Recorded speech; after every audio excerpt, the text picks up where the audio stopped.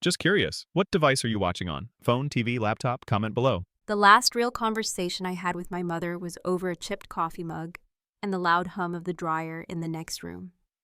It wasn't a fight. There was no shouting or name-calling, no dramatic storming out or slamming of doors. It was almost worse than that. It was calm. It was quiet. It was a dismissal dressed up like a decision. And it broke something in me so deep, I didn't even realize it until months later. I'd just gotten the email from the university's financial aid office. I'd been accepted early, actually, but my aid package had come up short by a few $1,000s. Not a small amount, but not impossible either. Not if we worked together. I was already planning to hold down a job or two. I just needed help with the first push. Textbooks, deposits, housing. So I went to my parents. I was nervous, but hopeful. I'd done everything right up until that point.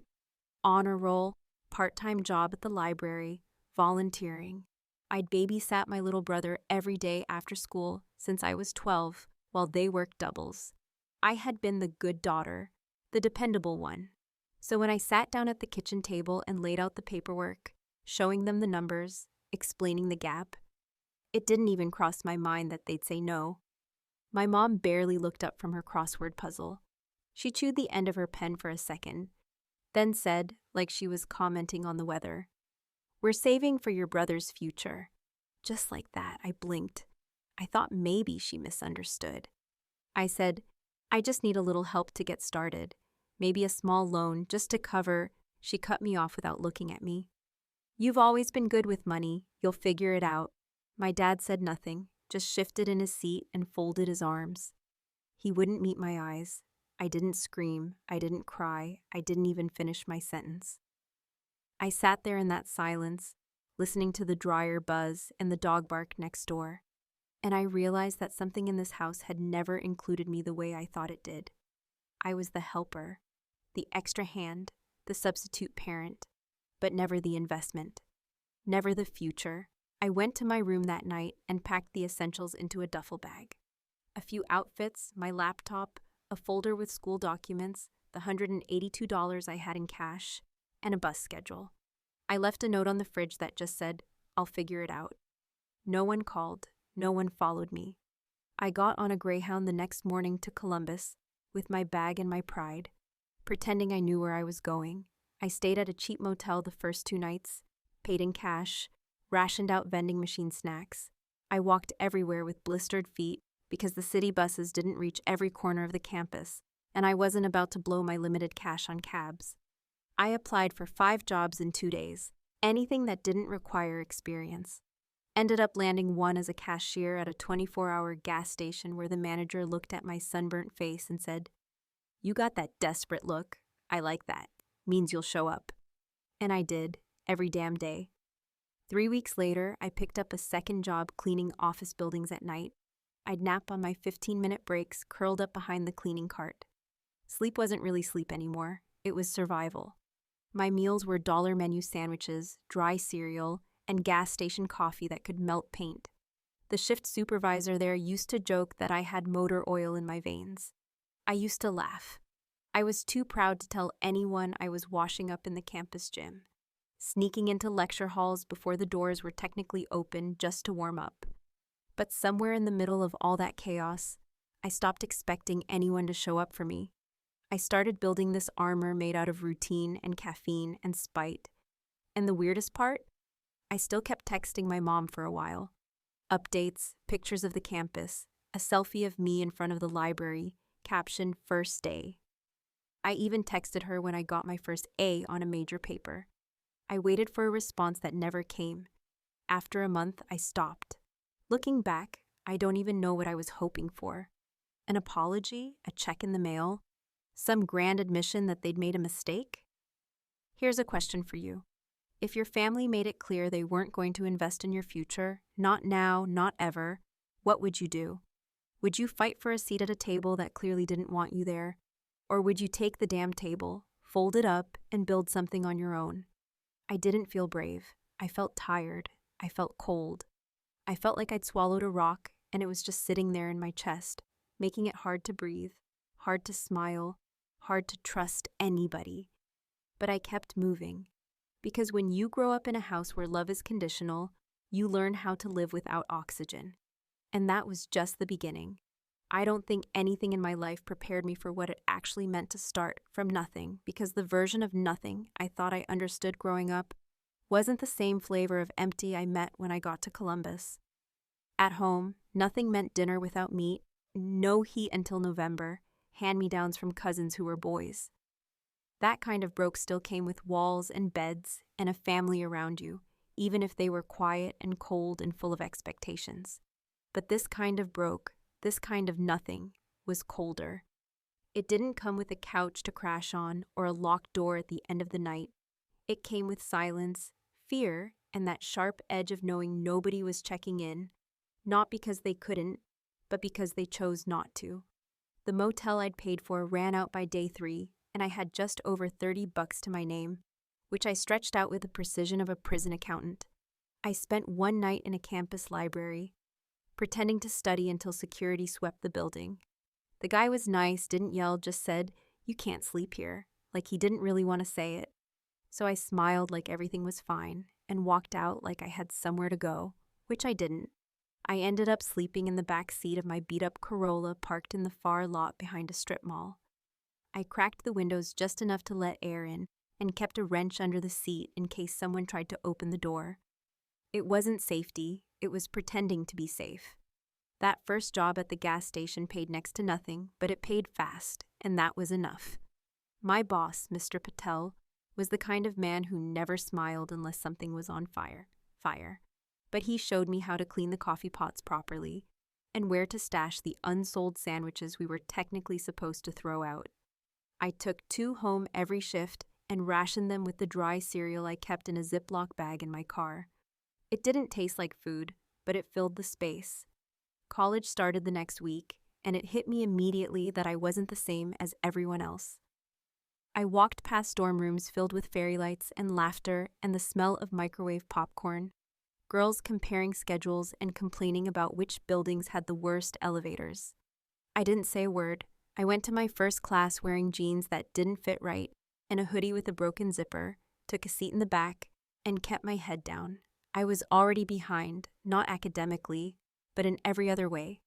Everyone around me had parents who had helped them carry boxes, had texted them to ask how orientation went. I had a busted phone with 20% battery and no charger. The second job came through a flyer I saw on a bulletin board in the basement of the engineering building. Night cleaner needed, flexible hours, quiet work. I called the number and met an older woman named Carol in a dark hallway behind an office supply closet. She looked me up and down, nodded once, and handed me a key card and a pair of gloves. She didn't ask about my experience, and I didn't offer a story. I started that night. My routine settled in quickly. Class in the morning, work at the gas station in the afternoon, nap in my car, clean offices overnight, repeat. Sleep was optional, food was a luxury, showering became a combination of gym passes, public bathrooms, and wipes from the dollar store. I washed my hair in a sink more times than I can count. I started carrying deodorant and dry shampoo in my backpack, like talismans. Around week 3, I met Caitlin. She was in my sociology class, tall and loud and unapologetic. The kind of girl who wore expensive sneakers and always had some wild story about her family's lake house. She caught me dozing off in the back row and asked if I was okay. I said I was just tired. She looked at me for a long second, then said, "I have a couch and a real shower, just saying." I didn't answer right away. I didn't know how to. I didn't trust it. But the next morning, after a long shift where my legs shook from standing too long, I texted her. Her apartment was warm, clean. She handed me a towel and pointed to the bathroom. I cried in the shower. I don't know why. Maybe it was the heat or the smell of actual soap, or maybe just the feeling of not being on guard for the first time in weeks. She didn't ask questions. She made toast and turned on a sitcom and said, "Stay as long as you need." I stayed on that couch for 3 weeks. I paid her in favors, laundry, dishes, helped her with essays. I never let myself settle, though, It didn't feel like mine. I kept my bag packed by the front door, like I might need to run at any moment. I told myself it was temporary, that I couldn't get too comfortable, because nothing in my life had ever stayed good for long. One night, I came back from my cleaning shift and found her crying over a failed exam. She said, "I think I'm dropping out." I didn't try to stop her. I just sat with her on the floor and said, "That's fair." She stayed one more week, then packed up and left. Left me the key. Left me the couch. By then, I had picked up a third gig walking dogs in the mornings for some people in the wealthier part of town. It wasn't glamorous, but it paid in cash. And the dogs didn't care that I was a little broken and smelled like bleach. I started building a new kind of routine, a little less frantic, still unstable, but functioning. I was surviving, but I was also unraveling. One afternoon, I fell asleep during a lecture and woke up to the professor standing next to my desk. He didn't say anything, just handed me a packet I'd dropped and walked away. That night, I forgot my shift at the gas station. First time. Mr. Patel gave me a warning, said if it happened again, I was done. The warning wasn't what broke me. What broke me was calling home that night. I didn't even know why I did it. Habit, maybe. Desperation, definitely. I called my dad's number. It rang twice and went to voicemail. I called again. He picked up. "Hello," I said. "Dad, I'm trying. I'm really trying, but I'm drowning out here." He was quiet for a moment. Then he said, "I'm sorry, Marissa. You made your choice." I sat in my car, holding the phone, staring out at the empty parking lot, and realized that was the closest thing to a goodbye I was ever going to get. And I hadn't even told him about the scholarship I was hoping for, or that I'd finally passed all my midterms. None of it mattered.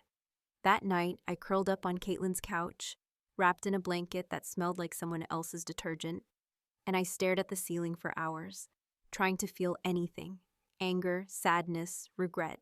But there was nothing left, just silence. That kind of silence doesn't come from peace. It comes from being emptied out too many times. And I was just getting started. There's something strange that happens to your brain when you stop believing that anything is going to get easier. It's like this quiet rewiring where instead of hoping for rest, or relief, or even the bare minimum of comfort, you just train yourself to function inside the chaos. You don't question it anymore. You don't wish for a weekend. You stop measuring time in days or hours and start measuring it in shift changes, due dates, and the spaces between caffeine crashes. That's where I found myself about 2 months into the semester, fully submerged in this mechanical, grinding cycle of school, work, and sleep deprivation, no longer flinching at things that used to feel like emergencies because now they were just part of the landscape. By this point, I was working 3 jobs, none of them glamorous, none of them stable, and all of them clashing with each other in a way that meant my schedule looked like it had been drafted by a drunk octopus. Morning dog walking started at 6. I dragged myself out of Caitlin's old apartment, still mine for now, though it didn't feel like it, and jogged 3 blocks to walk a hyperactive golden retriever named Scout and a half-blind pug named Murray. The pay wasn't much, but it was cash, and it meant I didn't have to choose between buying protein bars or washing my clothes at the laundromat.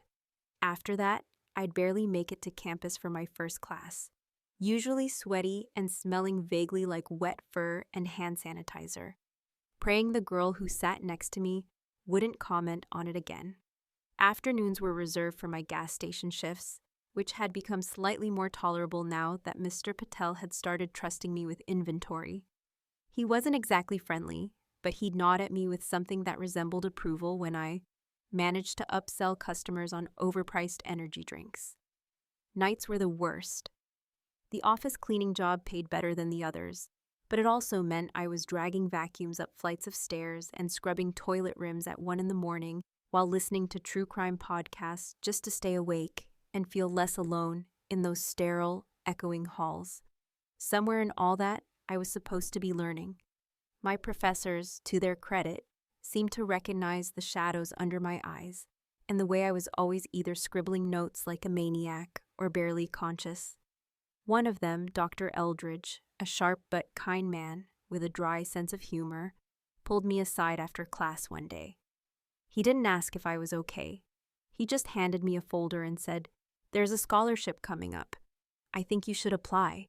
And you better write like your life depends on it." I smiled for the first time in weeks, not because I believed I'd win, but because someone saw me, even for a second. I stayed up all night writing the essay. I don't even remember what I wrote.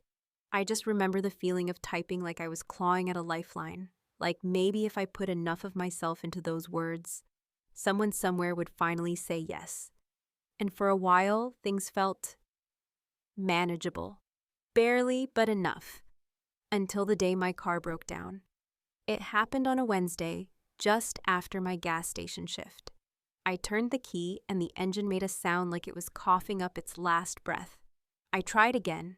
Same sound. I sat there for a second, forehead pressed to the steering wheel, and for the first time in a long time, I felt the beginnings of real panic rise up from my gut. That car was more than transportation. It was my locker, my break room, my storage unit, my mobile shelter, and sometimes my bed. Without it, everything collapsed. I couldn't get to the dogs. I couldn't make it to late-night cleanings on time. I couldn't carry 3 jobs and school without those wheels. I called the tow truck with the last few dollars on my prepaid phone. The driver told me it was the alternator and quoted a number so far beyond my budget, I almost laughed. I paid him to tow it to the back of a mechanic's shop and told myself I'd figure it out later. Then I walked 5 miles home. The next day, I was late to class. I was late to work. I nearly passed out on the bus ride home. My body was trying to quit before my mind did. And still, I showed up for the cleaning job that night. I dragged myself through 3 floors of offices, vacuumed with robotic precision, wiped down desks like I was in a trance. By the time I finished, it was past 2 in the morning. I sat down in the lobby to rest for just a minute and ended up passing out on the carpet. That's when I got caught. A security guard, a man who looked about 19 and deeply uncomfortable with confrontation, nudged me awake with the toe of his boot. He didn't yell, he just said, "You can't sleep here, miss," and looked at me like he didn't know whether to be annoyed or worried. I mumbled something about being tired and shuffled out into the cold night. My knees felt like they didn't belong to me. My teeth were chattering. I walked for 2 miles before I realized I had nowhere to go. The apartment didn't feel safe anymore. It felt like a borrowed life I was failing to maintain.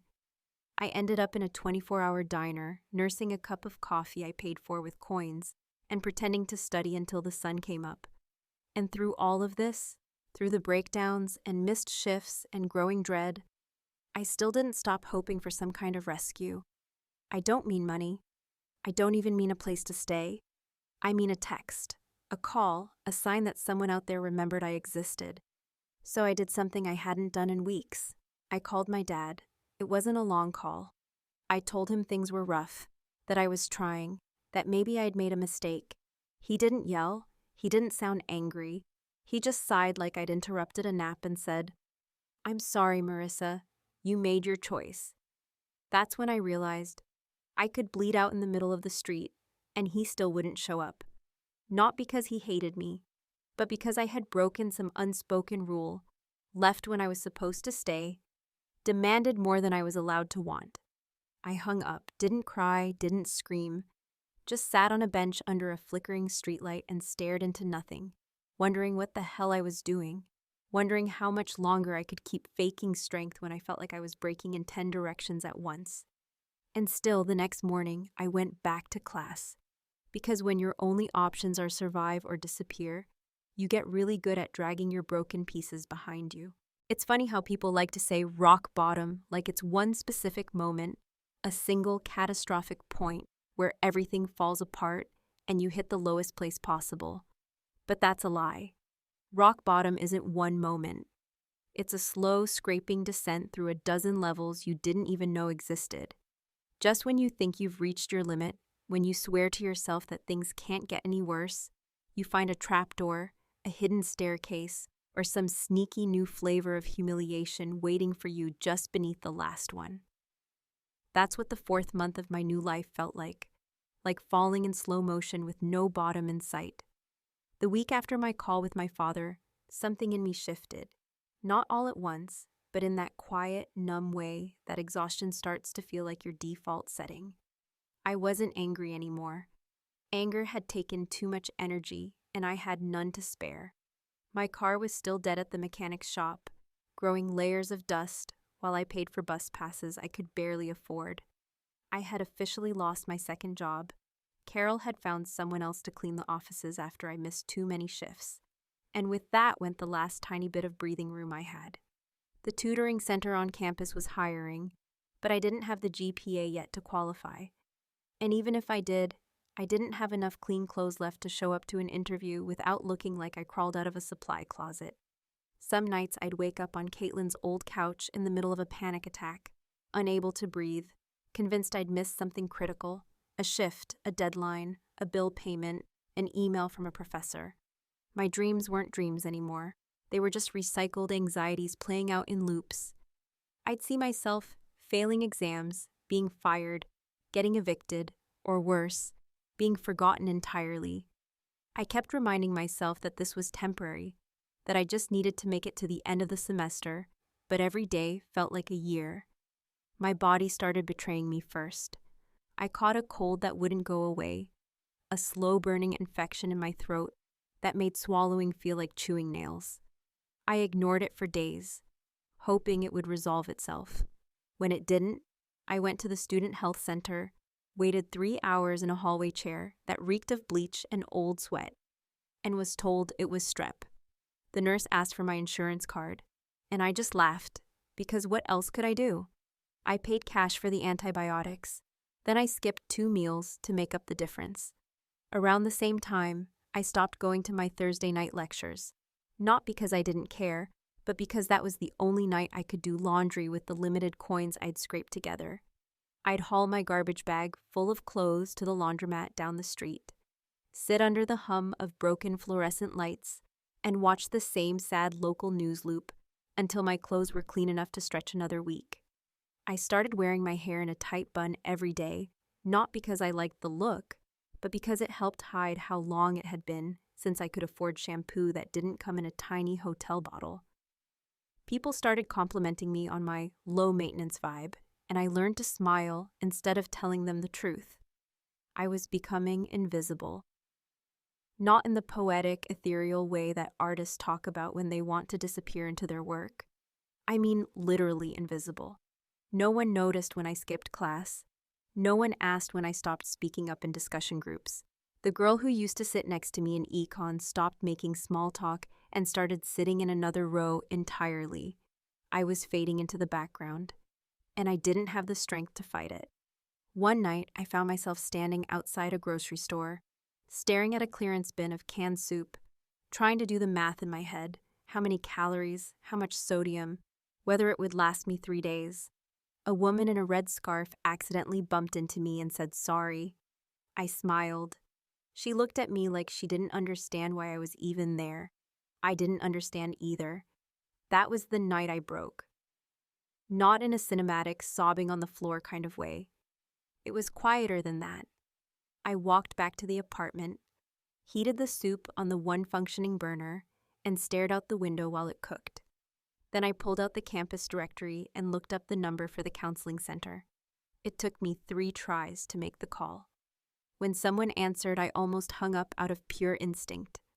This part of me that still believed asking for help was a weakness, that strength meant surviving alone, that calling a stranger to talk about how tired I was made me a failure. But I didn't hang up. I made an appointment. The counselor's name was Alicia, and she looked like someone who had seen every kind of breakdown a student could bring through the door. She didn't ask about my GPA or my goals.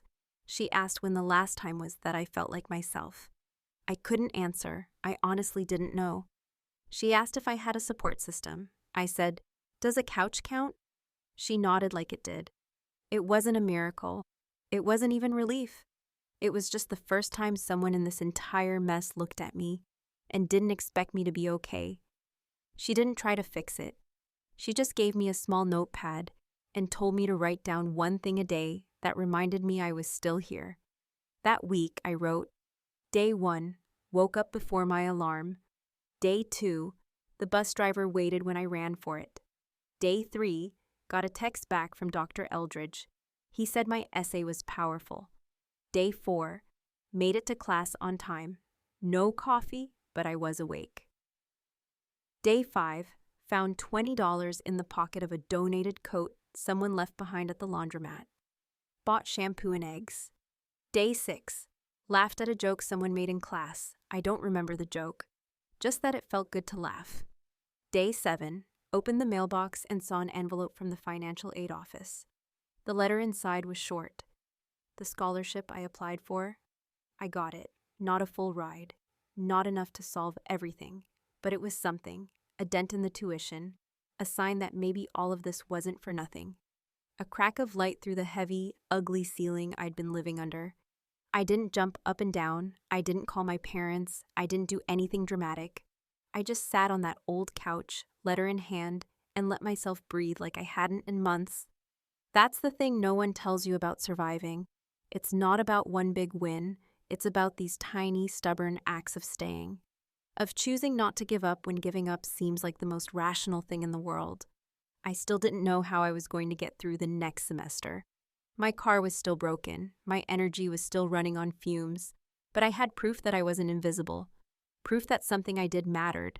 And maybe, just maybe, that was enough to keep going. The thing about being at the bottom so long is that when the climb finally starts, when the weight begins to lift even slightly, you don't recognize it at first. You're still bracing for the next blow, still flinching when the phone rings, still waiting for something to go wrong because that's what you've trained yourself to expect. So when things actually start to improve, however slowly, there's a part of you that doesn't trust it. You're not relieved. You're suspicious. And that's exactly how I felt the day I got the acceptance email from the need-based housing program. The university had apparently been trying to reach me about for weeks. I hadn't seen the emails because I'd been using the university's computer lab accounts instead of my student inbox. I don't know how they even found me, but the subject line said, "Final notification, student emergency housing opportunity." I remember rereading the message about 4 times, trying to convince myself it wasn't a scam, free housing for qualifying students, no deposit, shared suite with other scholarship recipients, move-in date immediately. I don't think I even changed clothes that day. I just threw my things into a trash bag, left a quick note on the fridge in Caitlin's old apartment, "Thank you for letting me breathe here," and dragged everything across campus like a fugitive running toward daylight. The new place wasn't glamorous. It was a dorm-style building meant for non-traditional students, people who were working full-time or going to school part-time, or who, like me, had no business staying afloat in the regular system. My roommate was a nursing student named Jada, who was already juggling clinicals, 2 jobs, and a toddler she didn't like to talk about. She didn't ask many questions, and didn't mind when I made midnight coffee or played music softly while I studied.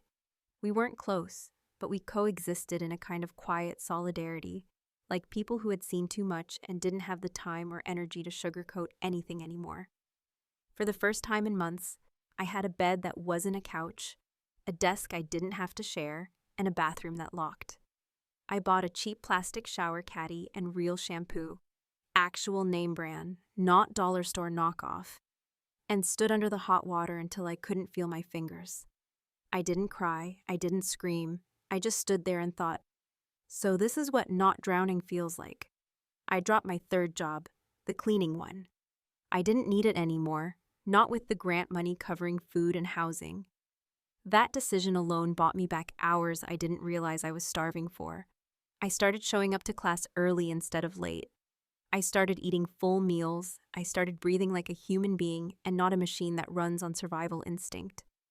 I even started helping other students, tutoring a few underclassmen in sociology and psych, offering editing help on essays, that kind of thing. It didn't pay much, but it felt good. It reminded me of who I used to be before everything turned to ash. One of the students I tutored was a kid named Deshaun, a quiet freshman who was smart but kept missing lectures. He reminded me of myself, the way he kept showing up late with excuses, half-done notes, and the stubborn refusal to ask for help unless someone forced it out of him. I didn't push. I just gave him what I could and told him, "You don't have to be perfect to stay here, but you do have to show up." He nodded like he understood, but a few weeks later he stopped replying to messages, and I heard from another tutor that he'd dropped out. That news hit harder than I expected, not because we were close, but because it reminded me how easily the whole thing can fall apart. One missed rent payment, one broken car, one mistake. It doesn't take much to go from climbing to crashing. I sat with that feeling for a few days before writing a letter to the scholarship board thanking them. Not because I wanted to impress anyone, but because I needed them to know that what they gave me was more than a check. They gave me a damn fighting chance. The semester started to tilt in my favor after that. I wasn't just surviving, I was actually doing well. I pulled straight A's for the first time in years. I joined a study group that didn't make me feel like an outsider. I even made it to a campus event, a poetry reading, where I didn't know anyone but ended up staying for the whole thing. That night, walking back to my dorm, under those yellow streetlights, wrapped up in my coat and carrying a free hot chocolate I hadn't even asked for, I felt something I hadn't felt in a long time: light. But light, of course, always casts a shadow. And mine came one Saturday morning, 6 weeks before finals, when I ran into my brother at a bus stop across town. I didn't recognize him at first. He had grown taller, more filled out, with a little scruff on his chin that made him look older than he was. He was standing there with a half-empty backpack, tapping on his phone, completely unaware of me until I said his name. "Andre?" He looked up, blinked, and smiled like it was no big deal. "Hey, wow, you look different." I said I could say the same. Then I asked what he was doing in town. He shrugged, said he was just chilling, crashing with some friends, trying to figure out what to do next. I asked if he was in school. He snorted. "Nah, not right now, still figuring stuff out." I nodded, said nothing. Then he looked at me and said, "Mom says you're still mad. You always were dramatic." That sentence hit me like a punch in the throat. Dramatic. That was the word they had chosen to remember me by. Not resilient, not hardworking, not even difficult or stubborn or opinionated. Just dramatic. I could have said a lot of things in that moment. I could have reminded him that I left without asking for a dime. I could have told him I almost lived in my car. That I was holding this entire life together with duct tape and borrowed time. But I didn't. I just smiled, said, "Tell Mom I said hi," and walked away. Because some people don't deserve a seat at your table after you've built it by hand from scraps they wouldn't give you. Later that day, back in my dorm, I pulled out the whiteboard I kept by my desk and crossed off another line on my semester goals. Only one left: finish strong. It wasn't about proving them wrong anymore. It was about proving myself right. Graduation day crept up on me like a quiet storm, the kind that doesn't announce itself with thunder or lightning, just builds in pressure until suddenly you realize you're soaked to the bone and standing in the middle of something you can't control. It didn't feel real at first. I kept checking and rechecking my emails, logging into my student account, staring at the green check marks next to each course requirement, almost daring one of them to disappear or change to red. Even as I picked up my cap and gown from the student center, the plastic bag crinkling in my hands, it didn't quite land. After everything, after the couch sleeping, the strep throat, the cleaning supplies under my fingernails, and the endless yawning ache of pushing through when it made no sense to keep going, I had done it. I had really made it. And still, a part of me kept waiting for someone to say, "There's been a mistake." The night before the ceremony, I barely slept. I lay on my dorm mattress staring at the ceiling, replaying the last 4 years in my head, like some kind of DIY highlight reel, all jagged and out of order. The paper I stayed up all night writing, half delirious on gas station coffee. The moment I opened that scholarship letter, the first time I spoke in class without apologizing for my own voice, the 1,000 other little things no one else would remember but me. The bruised hands, the cracked lips, the aching knees, the secret victories. None of them had come with a finish line. They were just stepping stones through the mud. And now here I was, trying to believe this wasn't just another checkpoint I'd trip over. I walked to the ceremony alone. Jada had already moved out. She'd finished her program a semester early and had a nursing job lined up in Cincinnati. She left me a sticky note on the fridge that said, "You're the realist. Keep going." I folded it up and put it in my wallet, right behind the battered photo of me and Caitlin from our second semester, arms slung over each other's shoulders, both of us pretending like we had it all figured out.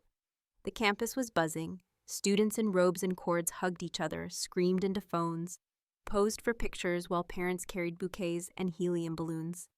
I stayed on the edges of it all, my gown clutched in one hand and my student ID in the other, like I needed proof I still belonged there. I hadn't invited anyone, not officially. I hadn't even told my parents I was graduating. Part of me assumed they wouldn't come, even if they knew. Another part didn't want to give them the chance to decline again. I remember lining up with my cohort in alphabetical order, the sun glaring down on us as we waited to be herded into the stadium like overachieving cattle. Someone behind me was complaining about their heels sinking into the grass. Someone else was arguing about whether the tassel went left or right. I couldn't focus. My palms were sweating, my throat felt tight, and the world was moving too fast. I just kept staring straight ahead, waiting for my name to be called, praying I wouldn't trip on the stairs or freeze up or burst into tears in front of hundreds of strangers. When it finally happened, when I heard them say Marissa Lopez into the microphone and the crowd started clapping, I didn't hear anything. The sound blurred into a single ringing pulse in my ears. I walked across that stage like I was floating, not because I felt triumphant, but because I felt detached, like maybe I'd left a part of myself behind, stuck in some corner of a library or hidden between the cushions of a secondhand couch, and I wouldn't be whole again until I went back and found her. I accepted the diploma, I smiled for the camera, I shook the dean's hand, and then I walked back to my seat, sat down, and stared out at the rows of parents and siblings and friends in the audience, searching for something I didn't expect to find. That's when I saw them. In the far back, near the edge of the bleachers, half hidden by a group of people holding signs, stood my mother and father. They weren't smiling, they weren't waving.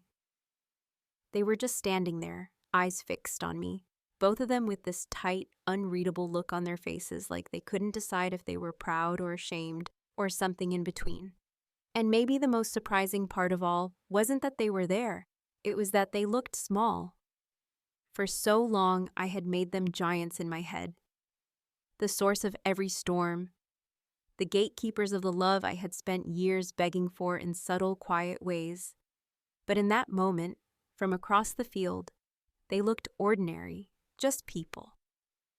People who had made a choice. People who were now standing in the back of a crowd watching the result of that choice walk away from them. I didn't wave, I didn't nod, I didn't cry. After the ceremony, while other students rushed into arms and flowers and celebrations, I walked slowly toward the far gate. I felt like I was underwater, like every breath was heavier than it should have been. I didn't expect them to follow me, but they did. My mom got to me first. She looked older than I remembered, smaller, more tired. She reached out like she might touch my arm but stopped herself. "We're proud of you," she said. "We wanted to surprise you." I looked at her, then at my dad, who stood a few feet behind her, his hands in his pockets like he didn't know what to do with them. He said nothing. I nodded just once and said, "Thanks." They both waited like maybe I would say more, offer something, close the distance, but I didn't. I let the silence stretch out between us, thick and heavy and full of all the things we never said. Then I turned and walked away. Not out of spite, not because I wanted to punish them, but because in that moment I realized I didn't need their apology. I didn't need their approval. I didn't need them to clap for me from the front row. They had chosen where to stand. They had chosen who to invest in. And I had chosen to keep going without them. I didn't know if I'd ever speak to them again. I didn't know if I wanted to. But I did know one thing for sure as I crossed that campus lawn with my diploma in hand and the crowd fading behind me. I didn't feel proud. I didn't feel vindicated. I felt free. The strange thing about endings is that they never arrive the way you expect them to. They don't knock politely or burst through the door with a trumpet. They just sneak in, quiet and almost unnoticeable. And one day you look around and realize you're no longer living the story, you're remembering it. Graduation was supposed to be that ending, the cinematic conclusion to 4 years of scraping and crawling and clawing my way through a system that never once rolled out the welcome mat. But it didn't feel like an ending. It felt like the final scene in a movie that decides not to answer all your questions. The kind that fades to black while your heart is still pounding and your mind's still screaming. Wait, what happens next? After I walked away from my parents that day, there was no dramatic confrontation. There was no last-minute chase through the crowd, no teary-eyed confession or heartfelt letter. They didn't call, I didn't reach out. The silence between us settled back in like an old piece of furniture, comfortable in its place, neither of us making any real move to change it. I moved into a tiny apartment on the edge of campus the week after graduation, the kind of place with thin walls, sticky doorknobs, and a stubborn heater that only worked when it felt like it. It was mine. That was enough. I found a job at a nonprofit that focused on college access for low-income students, a mission that cut close enough to home that it made me feel both inspired and a little bit raw every single day. I worked long hours and still clipped coupons, but at least I could afford real groceries and a bed I didn't have to fold up in the morning. At first, I thought freedom would feel like joy. I imagined myself waking up every morning with some triumphant sense of arrival, like the world would open itself up just because I had earned my place in it. But what I got instead was something quieter, heavier, more complicated. Freedom, it turned out, meant carrying everything on my own without the fantasy that someone might eventually step in and help. It meant having the power to choose, but also the responsibility to live with those choices. It meant looking at my phone every few days, seeing no missed calls from home, and deciding not to break the silence just to soothe someone else's guilt. Months passed. Summer came and went. I went to work. I paid rent. I ate dinners alone at a chipped kitchen table I bought from a thrift store for $20. I started volunteering on weekends, helped a few students fill out their FAFSA applications, edited college essays that sounded a lot like mine once had. Life became something that didn't demand dramatic moments anymore. It just asked me to show up, to keep going, to find meaning in the mundane. Then one night in late October, my phone buzzed with a message that sent something sharp through my chest. It was from my mother. The message wasn't long, just a paragraph, no emojis, no flourishes, just words that read like they had taken her days to write. "We were scared," it said. "We thought if we said no, you'd fight harder, and that eventually you'd forgive us later. I'm sorry we made you feel like you didn't matter. That was never our intention. We didn't know how to support you. Can we talk?" I must have read that message 10 times. Not because I didn't understand it, but because I was waiting to feel something. Anger, relief, closure. But none of that came. What came instead was a strange kind of numbness. Not empty, but exhausted, like a sponge that had been wrung out too many times to absorb anything else. I didn't reply that night. I didn't reply the next day either. It wasn't that I wanted to punish her. It wasn't even that I hated her. It was that I didn't know what forgiveness meant anymore. For years, I had clung to the idea of it like it was some holy grail, some final act that would set me free. But the truth is, forgiveness is expensive. It costs time. It costs energy. It costs the part of you that has to relive the wound just to hand someone else the bandage. And I wasn't sure if I had anything left to give. The world around me kept moving. The students I worked with kept coming through the door. Each one a different story, but all of them carrying that same look in their eyes I used to see in the mirror. Part hunger, part fear, part relentless drive to not be the one who gets left behind. I poured myself into helping them, not because I had all the answers, but because I knew exactly how it felt to be running out of options and invisible to the people who should have seen you first. One day, the department chair at the nonprofit asked if I'd be interested in speaking at a panel for first-generation college grads. It wasn't a big event, just a campus lecture hall and a handful of students. But when I stood at that podium and looked out at the rows of tired, hopeful faces, I realized I had something to say after all. I told them the truth, that I hadn't figured it all out, that I still woke up some mornings wondering if I'd made the right choices, that I still hadn't called my mother back, that sometimes success didn't feel like pride. It felt like absence, like losing the version of yourself who used to believe love would always be enough. I told them that you can build a whole life out of what's left after the storm, but that you have to do it with your own hands, and no one tells you how heavy that work is. When the panel ended, a girl about 19 came up to me, eyes red, voice trembling, and she said, "Thank you for saying it out loud."